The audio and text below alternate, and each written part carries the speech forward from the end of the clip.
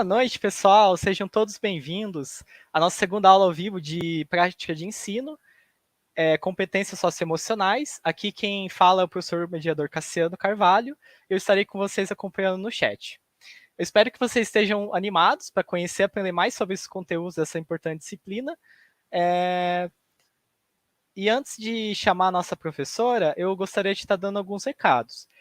A gente já está na segunda semana da disciplina, e isso significa que o mapa, as atividades de estudo 1, 2 e 3, e também o fórum, elas já estão disponíveis para vocês estarem fazendo. Então, pessoal, não deixem para a última hora, façam quanto antes. Inclusive, a atividade da Semana de Conhecimentos Gerais, que vale 1,5 ponto na média, ela vai se encerrar no domingo agora, dia 12 de setembro. Então, corre que ainda dá tempo e façam o quanto antes. Quem já fez, ótimo. Quem não fez, corre que ainda dá tempo. O pessoal está chegando aqui. O Emerson. Boa noite, Emerson. Rosângela. Boa noite, Rosângela. Boa noite, Rafael. Bom, eu vou estar convidando agora a nossa professora, Priscila Paixão. Boa noite, professora Priscila.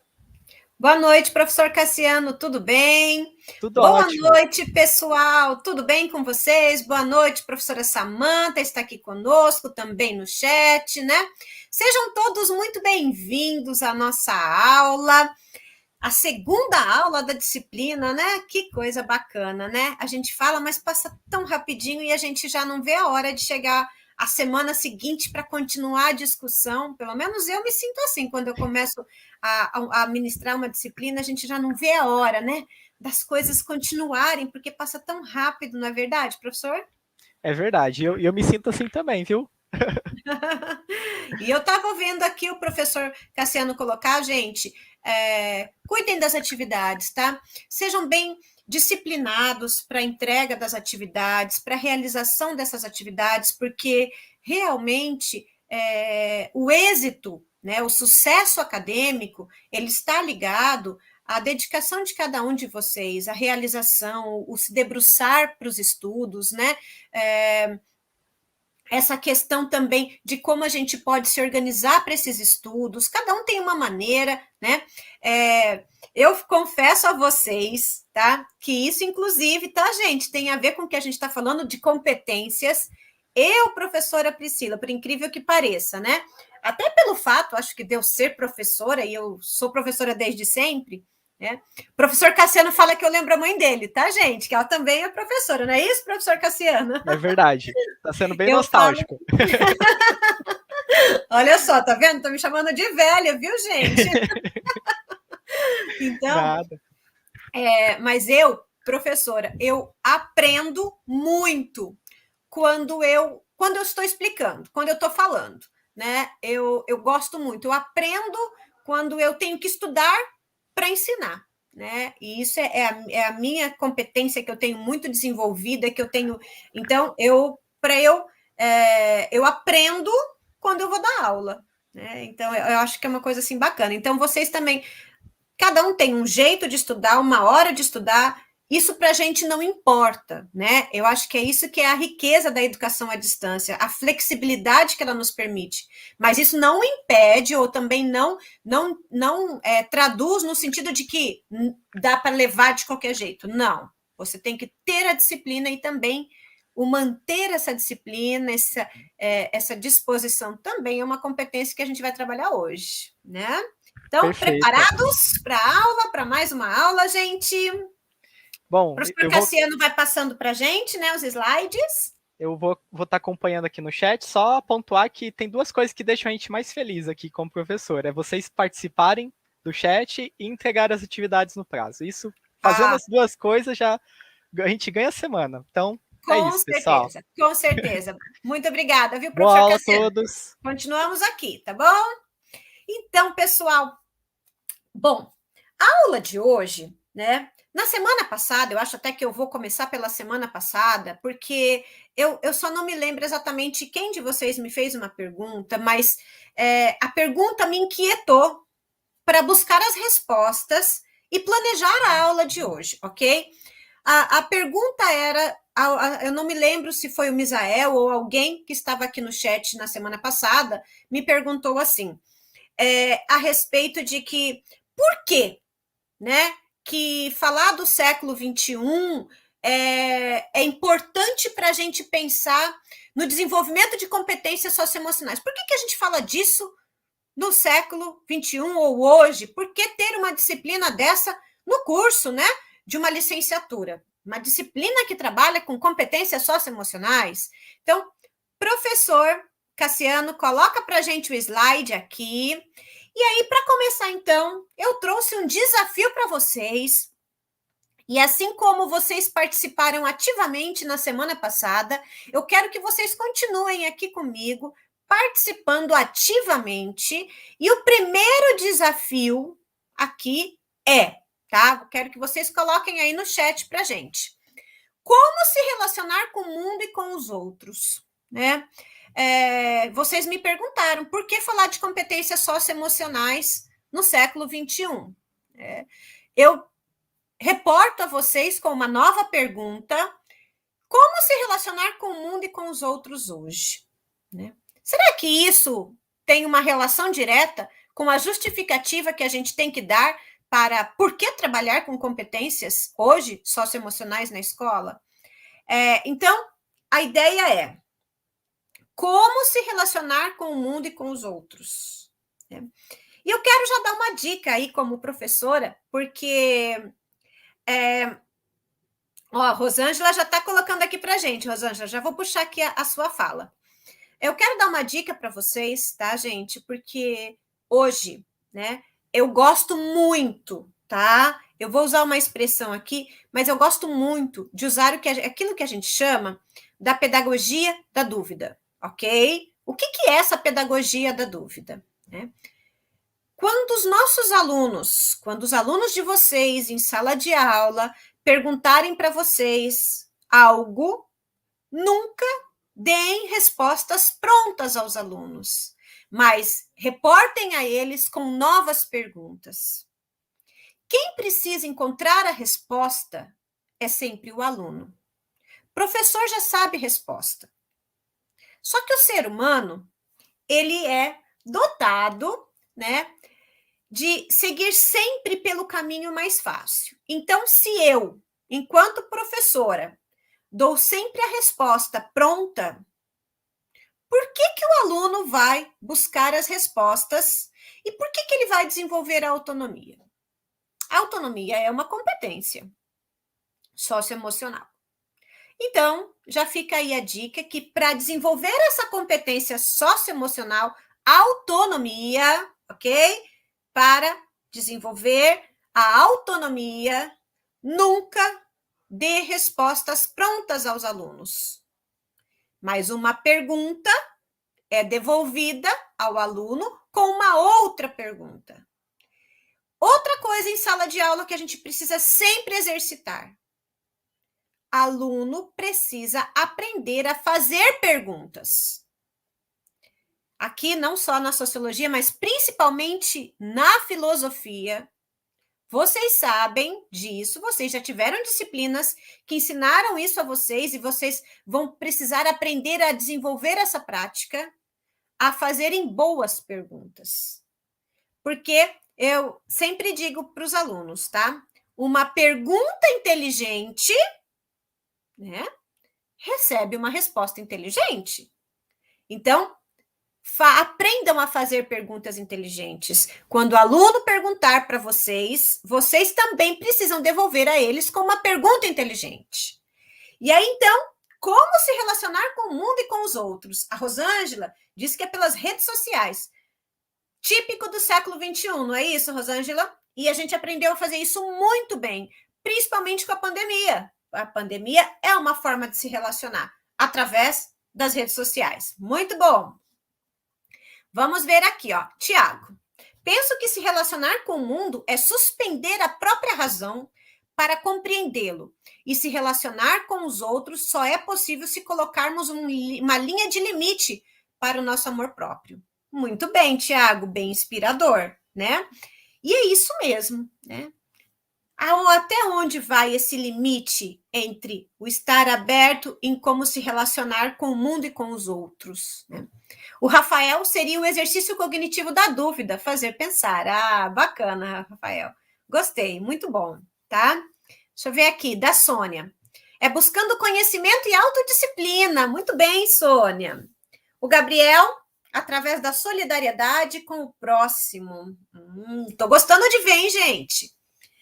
Acredito que deve haver uma abertura maior minha, Matheus, né? E deixar com que meu emocional e meu racional cooperem. Se me fecho, não sou capaz de ter a imersão para se relacionar e se comunicar. Muito bom, Matheus. Gente, e é isso mesmo.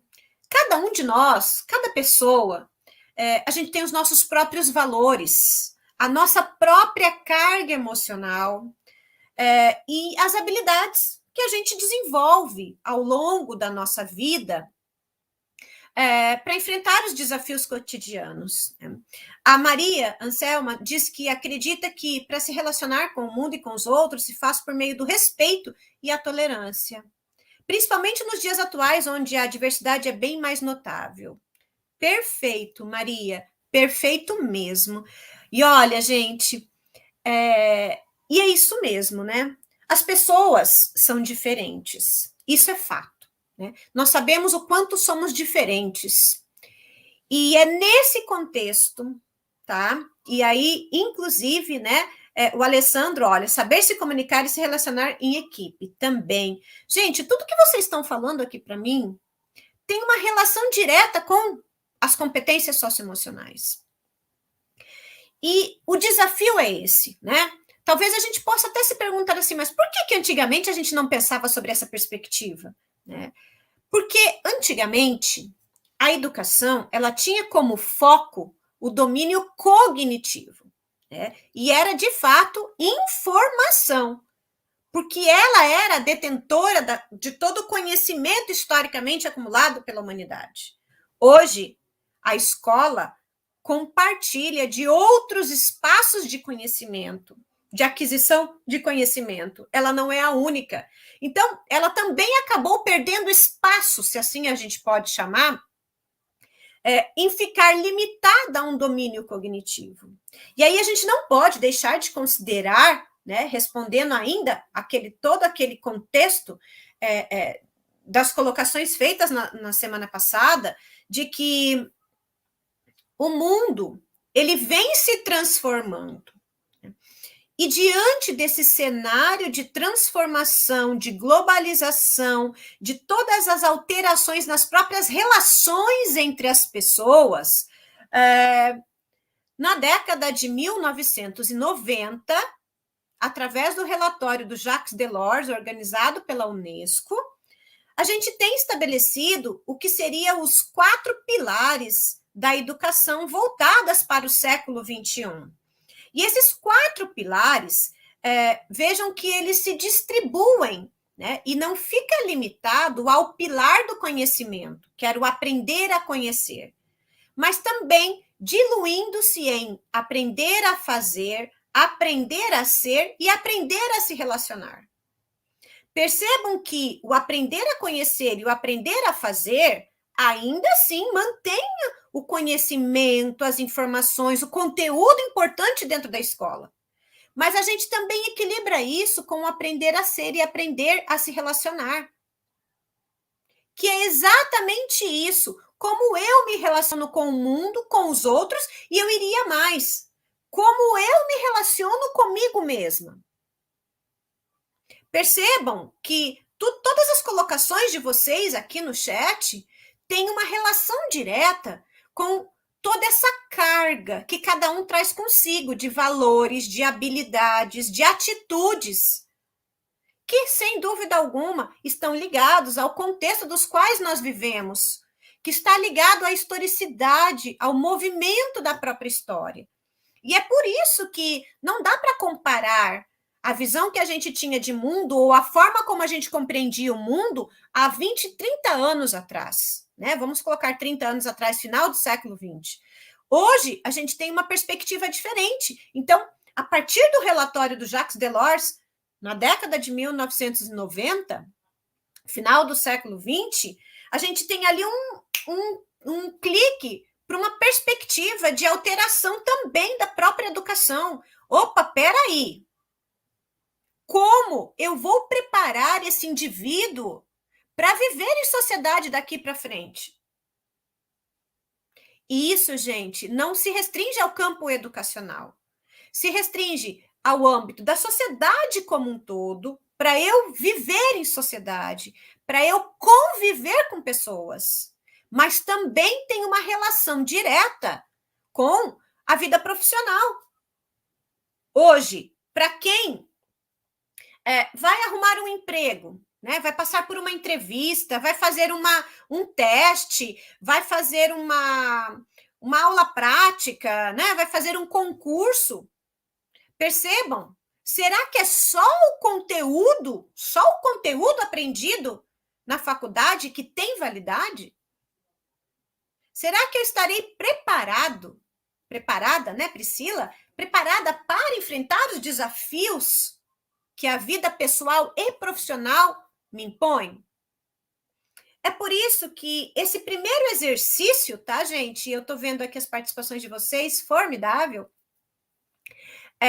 É por isso que eu gostei muito desse teste aqui. Não é meu, tá, gente? Eu adaptei, tá? Então, a gente tem um Instituto Ayrton Senna, e no Instituto Ayrton Senna, eu olhando, estudando e planejando essa semana essa aula, nesse Instituto Ayrton Senna, eles têm atividades para aplicar com os alunos para desenvolver as competências socioemocionais. Eu não peguei as atividades em si, mas eu gostei muito desse. Eles faziam um circuito, né? Que seria superando limites. E aí, o primeiro passo é efetivamente uma radiografia do eu. Então, essa expressão não é minha, tá? Por favor, Instituto Ayrton Senna. E aí, aqui, tá? O que é essa radiografia do eu? Eu vou fazer um novo questionamento a vocês, e o quanto isso é importante, tá, gente? Eu tenho como desenvolver as competências socioemocionais nos meus alunos se eu não tenho elas bem desenvolvidas? Então, o primeiro passo é fazer a radiografia do seu eu.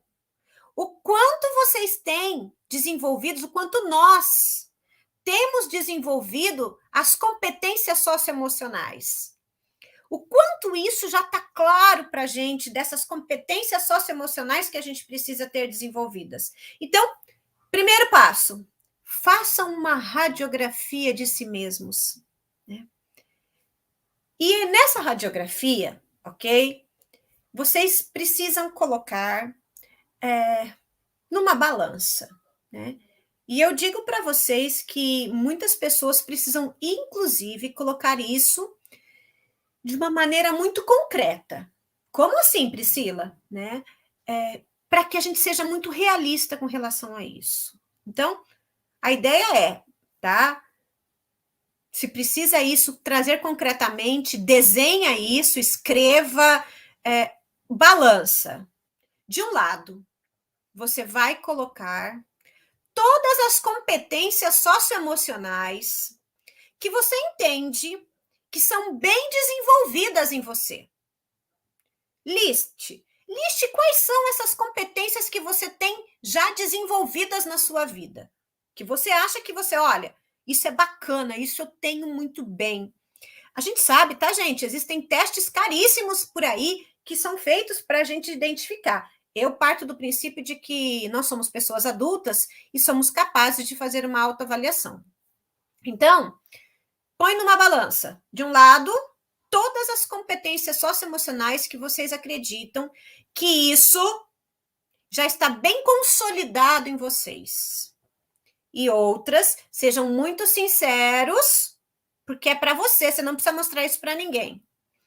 Do outro lado, quais competências vocês precisam aprender a desenvolver ou melhorar? Coloquem isso na balança. Coloquem isso na balança. Para quê? Tá? Porque as competências que você já tem bem desenvolvidas é o seu potencial. Use essas competências que vocês têm bem desenvolvidas para potencializar o profissionalismo de vocês, para potencializar vocês enquanto pessoas, para que nós sejamos pessoas e profissionais melhores a cada dia. Então, potencialize isso. Junte toda a força naquilo que vocês fazem de melhor. Mas não esqueçam que do lado de cá, a gente também tem aquelas competências que precisam ainda ser desenvolvidas. Ok? Feito isso, professor Cassiano, passa mais um slidezinho para a gente. Feito isso, Rafael, lembrando, é verdade, na disciplina Go vocês aprendem bastante sobre isso, né? Feito isso, gente, vocês efetivamente estão se adaptando e se preparando para viverem no século XXI, como pessoas e como profissionais. Só que isso, sabe, Rafael, não pode se limitar a enquanto eu estiver fazendo uma disciplina, né? Muito bem lembrado com vocês têm um livro do projeto de vida, mas mais do que isso, que vocês sejam capazes efetivamente de internalizarem isso e colocar essa balança e refazer essa balança a cada tempo, para que vocês efetivamente vão até que a balança das fragilidades esteja bem vaziazinha, né? Bem leve, que ela suba, e que as competências socioemocionais que vocês têm bem desenvolvidas pese a ponto de carregá-los. Então, é esse o exercício, tá? E olha que interessante, gente, uma fala do Perrenot, né? Porque Philippe Perrenot fala muito sobre as competências e habilidades. Então, assim, ele ficou muito famoso na década de 1990, principalmente a partir do relatório do Jacques Delors. Então, olha que interessante. Ele coloca que se a gente partir do princípio de que os seres humanos eles se desenvolvem pelas relações que a gente estabelece com o meio, e é assim, não é? Como a gente se desenvolve como pessoas? Através das relações que a gente que estabelecem com o outro e com o meio. Então, não é só o outro social, mas também o físico, o meio físico, o ambiente. Então, Perrenot vê que as competências, elas não são um caminho. Não é que eu tenho que ensinar isso na escola, mas é um efeito adaptativo do homem às suas condições de existência. Ou seja, para viver no século XXI, mais do que simplesmente estar no currículo de uma escola, para viver no século XXI, para se adaptar às novas exigências, às condições de existência da humanidade, nós precisamos desenvolver essas competências. Talvez os mais jovens já tenham tido isso de alguma maneira implícito durante a formação da educação básica. Eu falo por mim, eu, Priscila, né? No meu processo de escolarização, eu não aprendi a desenvolver essas competências, né, socioemocionais. Na minha época, efetivamente, e não cabe uma discussão, mas eu não aprendi, né? O meu processo de escolarização era efetivamente todo voltado a conteúdo, né? Era efetivamente conteudista. Então, era fato, né? Conteudista. Se eu fosse a pessoa dedicada ao estudo, decorava e me limitava, eu estava ótima. Então, eu também tenho que aprender, né? Só que a gente também tem uma notícia boa para todos nós. As competências e também as habilidades, elas não são inatas, ou seja, ninguém nasce com as competências e as habilidades desenvolvidas. Elas podem sofrer até uma influência da personalidade, né? Aí a psicologia pode nos ajudar nesse sentido. Pode sofrer uma influência, mas não é determinante. Isso quer dizer que todos nós, independente da idade, podemos desenvolver as competências e as habilidades. Desenvolver. Em nenhum momento, em nenhum autor, em nenhum pesquisador, a gente vai ver que a escola precisa medir o quanto foi desenvolvido dessas competências. Porque, diferente do domínio cognitivo, que é possível mensurar, né, um conteúdo aprendido através de uma prova, através da nota atribuída a este aluno. Então, no domínio cognitivo, eu consigo mensurar, né? O professor entra na sala, explica o conteúdo, faz as atividades, ao final do bimestre aplica a prova, corrige todas as atividades, lança a nota. Ok? Tá? Então, é mensurável. É quantificável. Ainda que possa existir críticas aí a esse processo, mas é quantificável.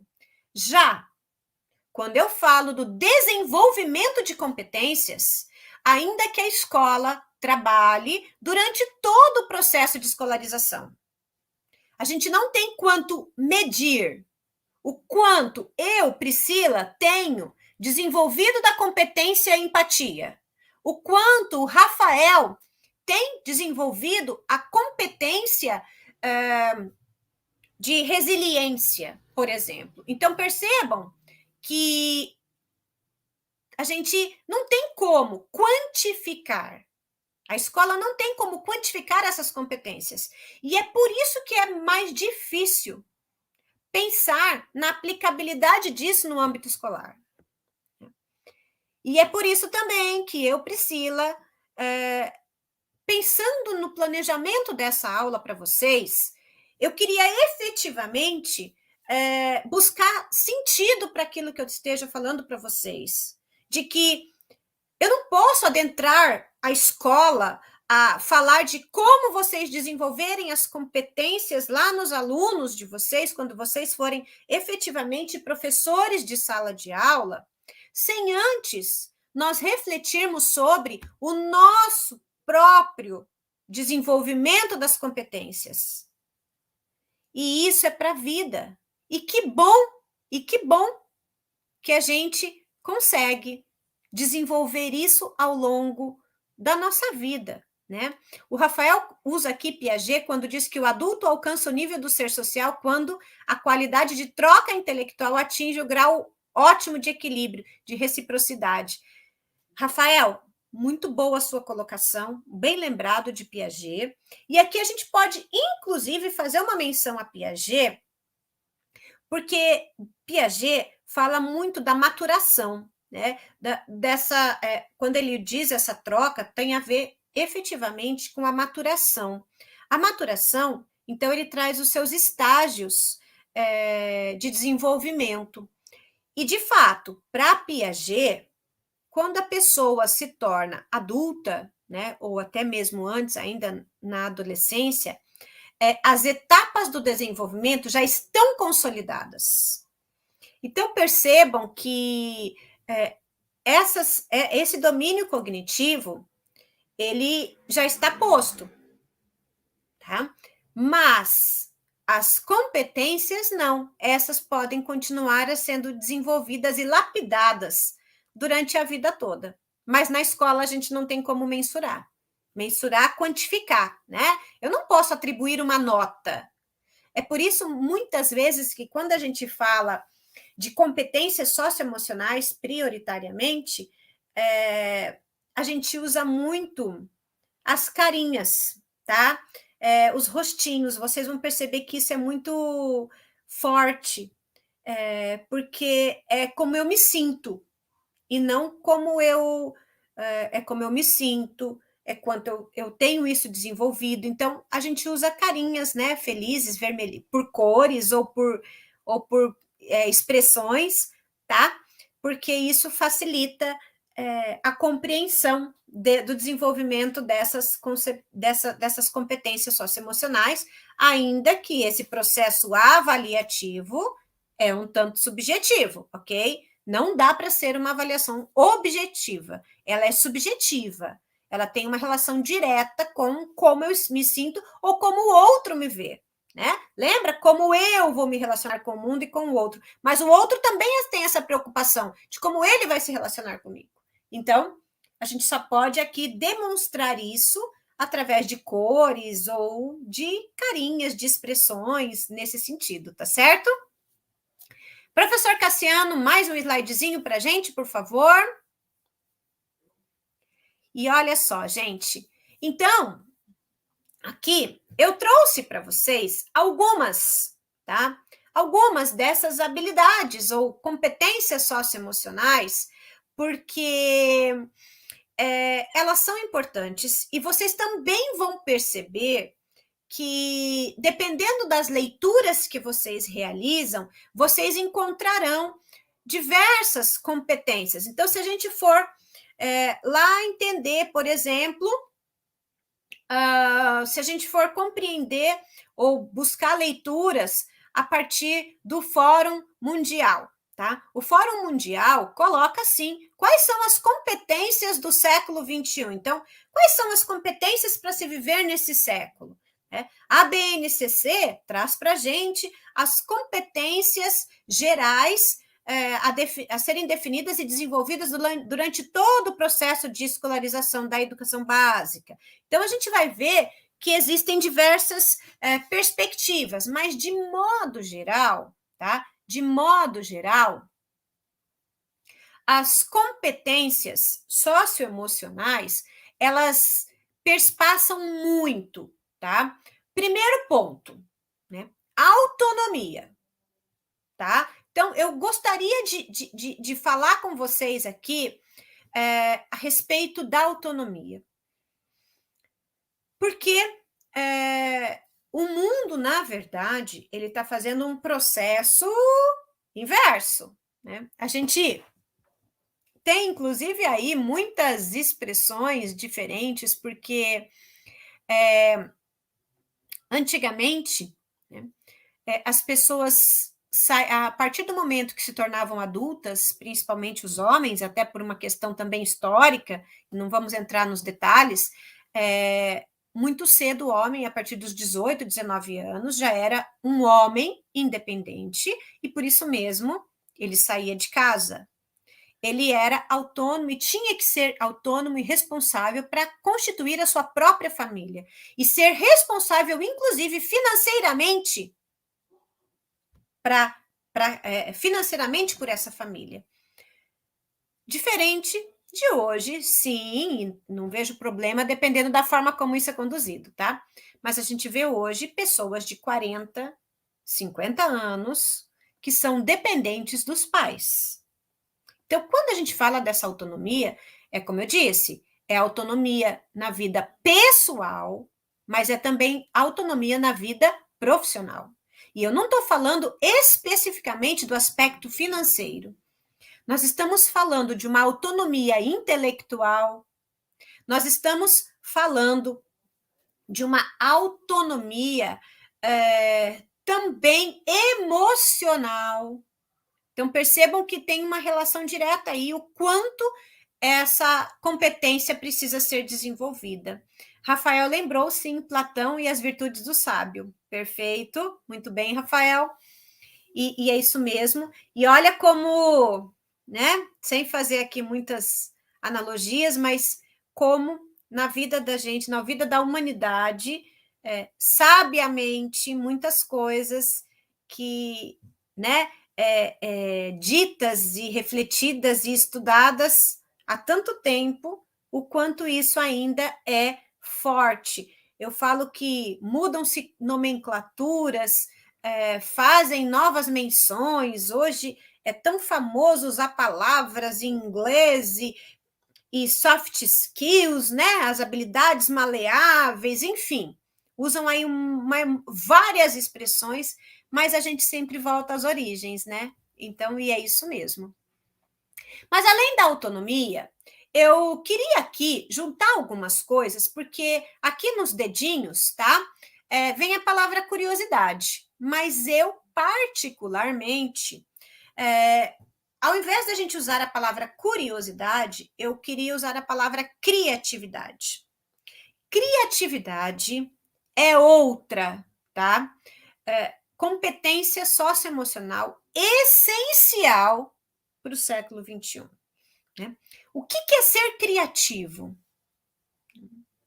É ser diferente, é buscar por respostas e por caminhos que outra pessoa ainda não tenha visto, não tenha concebido.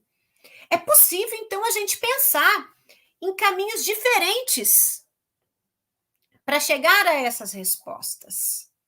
Então, percebam, gente, que quando a gente fala da criatividade, é outra coisa que, e aí eu digo até o contrário, né, o inverso. A criança, ela é criativa. A criança, ela é criativa. Ela vê uma formiga, ela imagina o caminho e faz aquilo. A criatividade floresce na criança. O que acontece? Quando essa criança vai para a escola sistematiza, coloca todas elas num mesmo formatozinho e molda todas elas para serem iguais, pensarem igual, agirem igual. E aí, o que acontece conosco adultos, que passamos por um longo processo de escolarização? Nos tornamos caixinhas. Ninguém sabe pensar diferente. Ninguém sabe agir diferente. Ou, quando nos é dado um desafio, a gente espera o quê? O máximo possível de explicação, porque a gente não pode errar. Porque a gente quer fazer exatamente do jeito que o professor queria que a gente fizesse. Eu pergunto para vocês, e aonde está a criatividade? Né? Então, percebam, gente, precisamos desenvolver a criatividade. E que está ligada à autonomia, não tem como fugir disso. Né? Pensamento crítico. Vocês estão no segundo ano do curso, ok? No terceiro ano do curso, vocês terão uma disciplina inteira voltada para o desenvolvimento do pensamento crítico.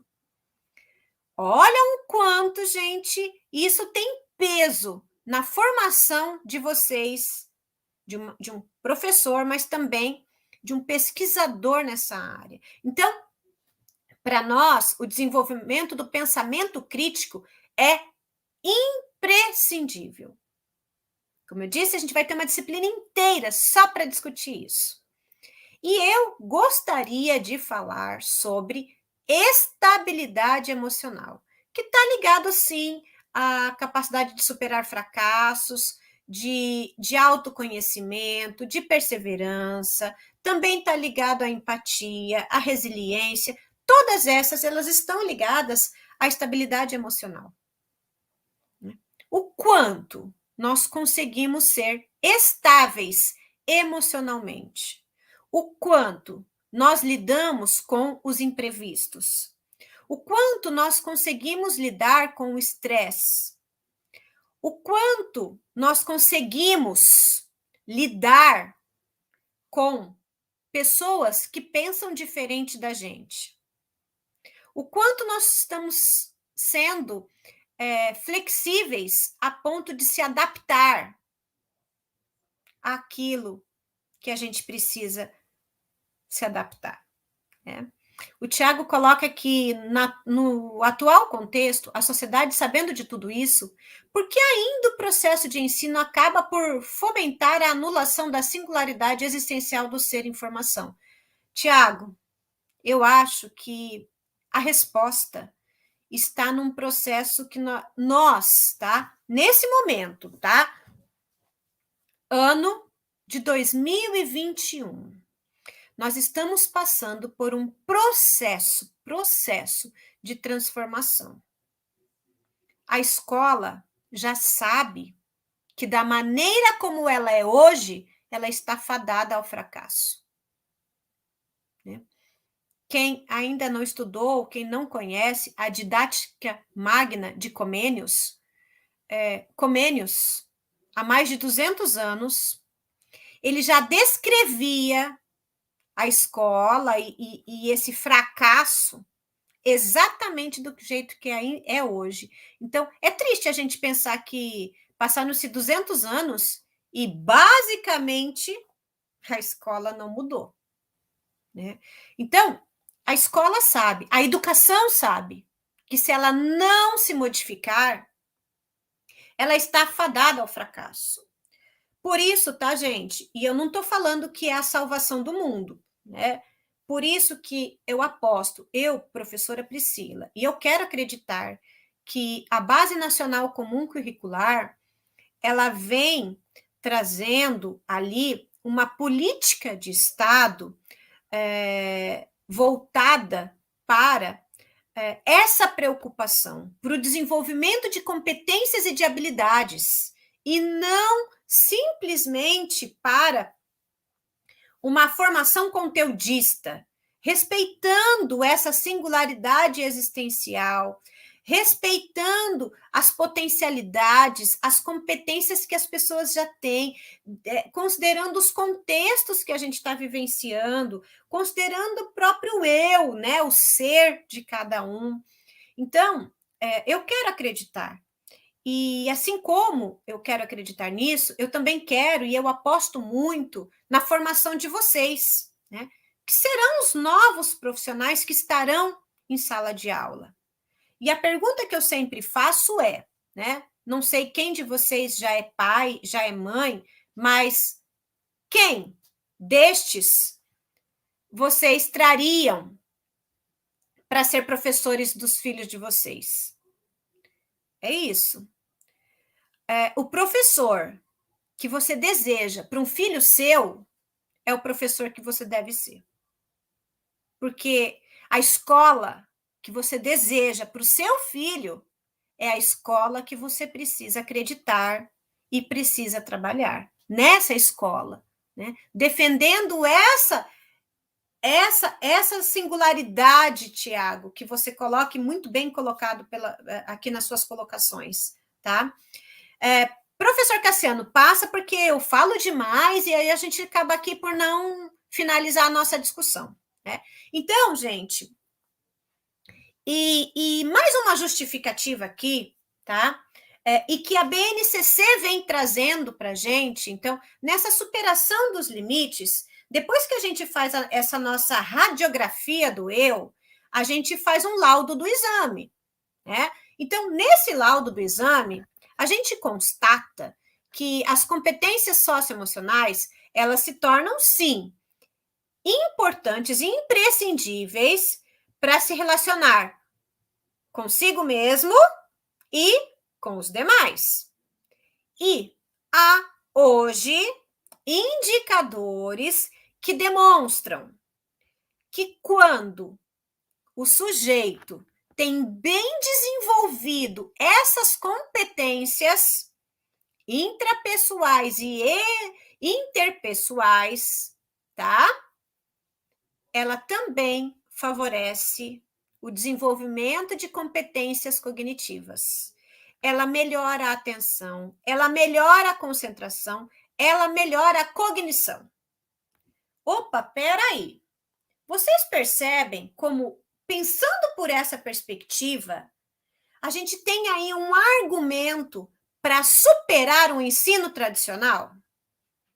O ensino tradicional, o ensino conteudista, tá? Ele foi importante para um dado momento, mas hoje ele não é mais. Então, Tiago, eu acho que é isso que a gente precisa entender. Opa, peraí, ai, Priscila, se a gente ficar só trabalhando e desenvolvendo isso na escola, competências socioemocionais, o aluno vai perder, não vai ter mais conhecimento. Não, pelo contrário. É provado cientificamente, a neurociência vem colaborando muito com a educação, na perspectiva de que quando as competências intrapessoais e interpessoais são bem desenvolvidas, elas favorecem um processo cognitivo muito importante, tá? Olha só, o Tiago ainda coloca uma situação importante aqui, ó. No meio corporativo, vejo pessoas chegando todos os dias completamente analfabetas no tema comportamento social. Penso muito na educação moral de Piaget. Olha só que coisa imprescindível que você coloca. A gente vê, e não é só no meio corporativo, não. A gente vê pessoas extremamente descontroladas quando você vai num supermercado, no trânsito, na escola, né? Gente, em todos os sentidos. Até as pessoas que trabalham com telemarketing, elas são descontroladas. Outro dia, uma pessoa me ligou, coisa de banco, querendo vender essas coisas de seguro e coisa de banco, tá? E a primeira vez eu atendi a pessoa, fui totalmente educada e disse assim que eu não tinha interesse. E desliguei o telefone. A pessoa ligou de novo. Aí eu falei, filho, eu não quero, não tenho intenção. Gente, o descontrole da pessoa era tão grande, eu entendo que precisa vender meta, que tem meta diária, eu entendo tudo isso. Mas uma vez a pessoa, o cliente diz que não quer, né? Ainda que ele utilize argumentos, ele tem que ter controle sobre isso. A pessoa ficou tão descontrolada que começou a gritar comigo. Aí eu pergunto a vocês, né? Como alguém vai comprar um produto desse rapaz, né, se ele não tem controle emocional para falar com o cliente? Então, Tiago, é isso mesmo, né? Rafael, o que você diz? Eu não entendi, na verdade, a sua pergunta. Quando você coloca assim, isso tem a ver com a censura no ambiente escolar? Censura em que sentido? Tá? Eu acho que ali é muito relativo. Se você explicar melhor, eu lhe respondo, né? Então, o que seria essa censura no ambiente escolar? Tá? E aí, gente, então, para a gente desenvolver esse laudo, né, desse exame, dessas competências, e como a gente está provando que isso efetivamente colabora para um processo de ensino-aprendizagem. A pergunta do Tiago, que o Tiago havia perguntado sobre a anulação da singularidade existencial do ser informação. Essa censura na escola? Não tem a ver com essa censura na escola. Eu diria mais, Rafael, que a pergunta do Tiago e a colaboração do Tiago tem a ver, sim, com uma forma tradicional de ensinar. Então, a gente aprendeu, eu aprendi a entrar numa sala de aula e reproduzir conhecimento, conteúdo. Né? Eu também aprendi a isso, eu não aprendi a desenvolver competências socioemocionais nem em mim, nem no outro. Então, o professor erra, não é porque ele quer errar, não é porque ele não respeita, ou porque existe toda uma censura na escola. Não é por isso. É porque a escola era concebida dessa maneira, né? A escola é concebida de tal modo que as pessoas não podem ser diferentes, que as pessoas não podem pensar diferente. Todos precisam pensar da mesma maneira. Eu me lembro que quando eu comecei a trabalhar no ensino superior, uma das primeiras perguntas e preocupações dos alunos, e quando eu comecei na educação presencial, né, nem tinha educação à distância no Brasil,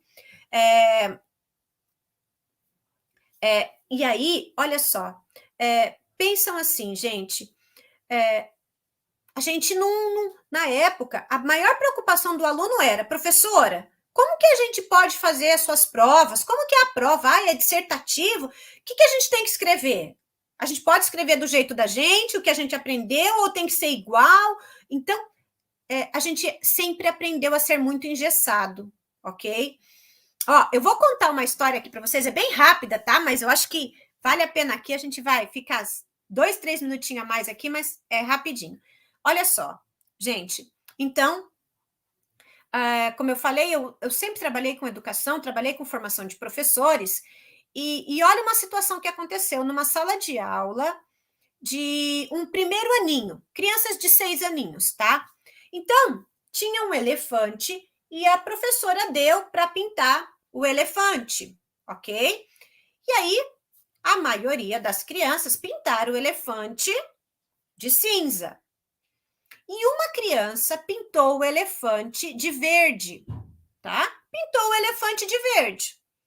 Quando a criança pintou o elefante de verde, naquele momento, e é bem isso que aquela visão engessada da escola, a primeira reação da professora foi falar para a criança que ela tinha pintado o elefante dela errado, né? Porque elefante não é verde, elefante é cinza, tá? Cinza, marronzinho, beijinho, né? Aquelas cores, tá? E essa era a única criança que tinha pintado o elefante de verde. E aí eu questiono para vocês, tá, gente? Depois a gente conseguiu descobrir o que tinha acontecido.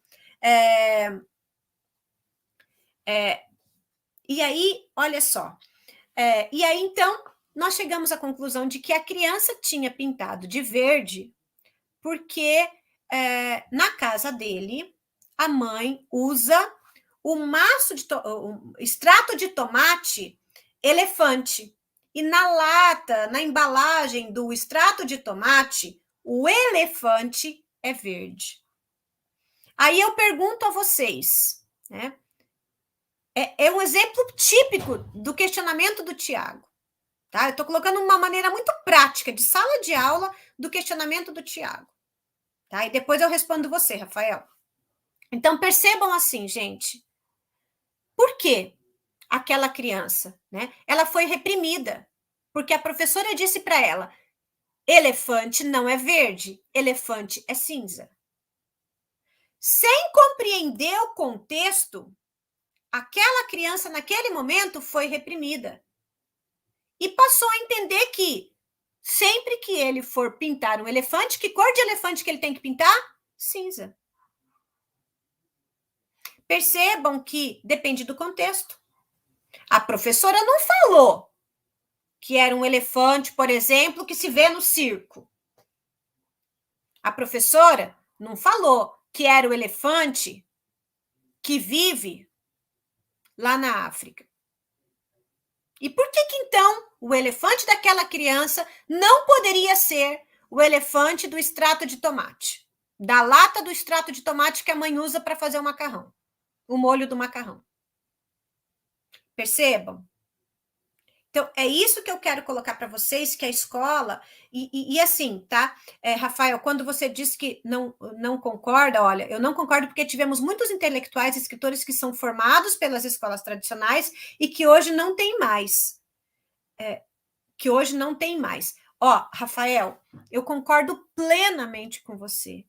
Eu digo que quando eu falo essa coisa desse engessamento da escola, é no sentido de que existem ainda profissionais resistentes, né, à mudança. Então, sem dúvida alguma, nós temos diversos intelectuais, escritores, pessoas maravilhosas, competentíssimas, e que vêm de uma geração de uma escola tradicional.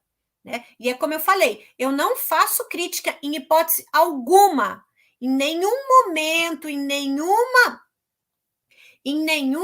teoria pedagógica. Até porque cada uma atendeu muito bem seu momento de construção. É que hoje, a escola não se sustenta mais se ela simplesmente for pelo domínio cognitivo. Então, é nessa perspectiva, tá? Então, olha, passa só mais um slide para mim, Cassiano. Então, vejam aí, gente. 2 exercícios que vocês, depois de terem já feito essa autoanálise daquilo que vocês têm de competências socioemocionais, fica aqui 2 exercícios que o professor precisa efetivamente desenvolver, ok? Professor precisa desenvolver duas competências, 2 habilidades: escuta sensível e olhar atento, tá? Guardem essas 2 habilidades, porque vocês vão precisar dela. Escuta sensível, para ter a percepção de tudo que acontece dentro de uma sala de aula, de como o aluno se coloca, exatamente para não incorrer no risco de podar um aluno quando pintaram um elefante de verde. Então, as colocações que esse aluno faz, a forma como ele fala, a forma como ele se expressa, isso é muito importante. Olhar atento. O professor precisa estar atento a tudo que acontece em sala de aula. Não é só como o aluno entendeu e escreveu o conteúdo. Se eu quero desenvolver as competências socioemocionais na minha sala de aula, mais do que aplicar técnicas, atividades, Priscila, vocês, professores, precisam desenvolver escuta sensível e olhar atento. Feito isso, gente, vocês serão excelentes professores, ok? Quero, então, deixar aqui um convite para vocês para a semana que vem. A gente vai ter uma aula super 10, porque eu tenho um convite muito especial, tá? Nós teremos uma convidada que vai falar com a gente exatamente sobre as competências socioemocionais. Ela é uma psicóloga muito engajada, muito que se envolve muito com essa questão de formação de professores e desenvolvimento de competências socioemocionais. Então, gente, semana que vem a gente tem um novo encontro, hein? E olha, professor Cassiano, eu sei que se deixasse eu ia ficar aqui a noite inteira, tá, gente? Não, se deixasse a gente ficaria também. É verdade. Mas é isso, pessoal. A aula está chegando ao fim. É sempre um prazer ver vocês participando. É muito importante essa disciplina, porque gente, são desafios que estão no nosso dia a dia e vocês vão enfrentar, a gente enfrenta. Então, é importante a gente estar bem atento às demandas do presente, né? E só um último recadinho. Gente, eu tô entrando todos os dias no Padlet, lá no Padlet, para ver quem já está fazendo a capinha no seu mapa lá no Canva. E olha, confesso a vocês, eu estou ficando admirada com os trabalhos maravilhosos, tá? Eu fiquei apaixonada por um trabalho que está lá, mas eu não vou contar, não. Todo mundo vai ter que entrar para conhecer o trabalho dos colegas e também postar o seu trabalho lá, tá bom, gente? Perfeito. Pessoal, caso tenha restado alguma dúvida, eu peço que vocês entrem lá no estúdio, no Fale com o Mediador, encaminha a dúvida lá que a gente responde, dá um jeitinho, né? E, pessoal, só lembrando mais uma vez, a atividade de semana de conhecimentos gerais se encerra domingo. Então, quem não fez ainda, corre que dá tempo. E basicamente é isso. Professora Priscila, quer falar mais alguma coisa? Não. Ficamos aí, ó. Vocês, tarefa, realizar as atividades. Nós planejarmos uma aula sensacional com convidada para a semana que vem. Perfeito. Então, pessoal, eu quero desejar um abraço e um ótimo final de semana para todo mundo aí. E até semana que vem. Até, gente. Tchau, tchau.